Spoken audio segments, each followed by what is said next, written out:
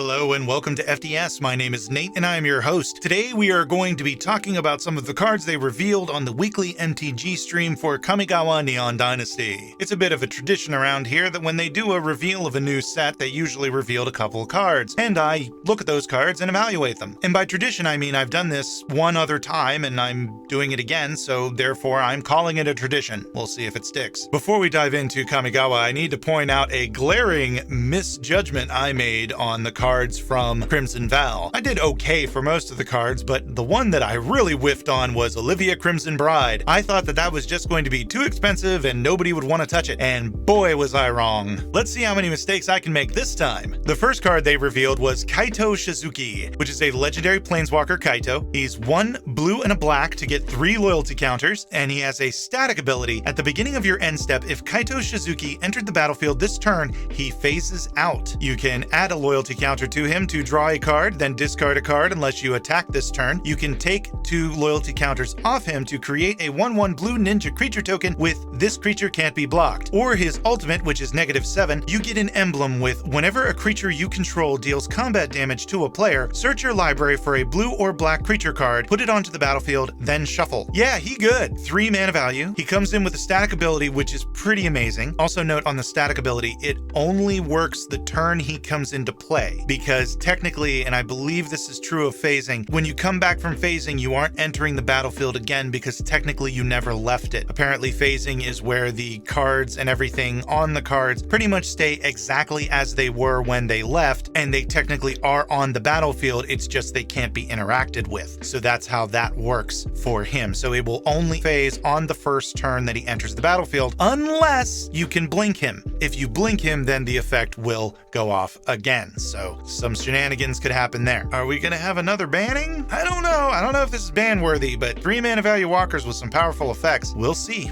The next card they revealed is Atsushi the Blazing Sky, which is a legendary creature, dragon spirit. You can pay 2 and 2 red to get a 4/4, flying and trample. It has flample! When Atsushi the Blazing Sky dies, choose 1. Exile the top 2 cards of your library. Until the end of your next turn, you may play those cards. Or create 3 treasure tokens. Good card. I don't think this is a broken card. I think this will probably be a middle of the road. I don't think it'll be like a 25-cent mythic, but I also don't think it's going to be, a huge build around situation. Next, we have Hidetsugu, Devouring Chaos. Legendary creature, Ogre Demon. 3 and a black for a 4/4. You can pay 1 black to sacrifice a creature and scry 2. That right there makes him good. Or you can pay 2 and a red and tap him, exile the top card of your library. You may play that card this turn. When you exile a non-land card this way, Hidetsugu, Devouring Chaos, deals damage equal to the exiled card's mana value to any target. Yeah, this is good. Yeah, I have a feeling this is going to be a build around. He's a 4 mana value for a 4/4 that can scry for you if you need. And you can exile the top card of your library. If it's a land, you may play it. If it's not a land, it automatically turns into a burn spell to any target. They also revealed that Hidetsugu is going to be getting the Neon Ink treatment, and it is the only card receiving the Neon Ink treatment. It comes in yellow, blue, green, and red. The blue, green, and red will be in collector's boosters, but apparently only 1% of collector's boosters will have these cards, and they're supposed to be super rare. These are going to be probably the chase cards of the set, and I'm going to be very interested to see what their price tag is. The yellow version is going to be a WPM Premium Store exclusive promo. I don't have a WPM Premium Store near me, so I probably ain't going to be seeing one of those unless I get one on the secondary market. And then finally, they revealed the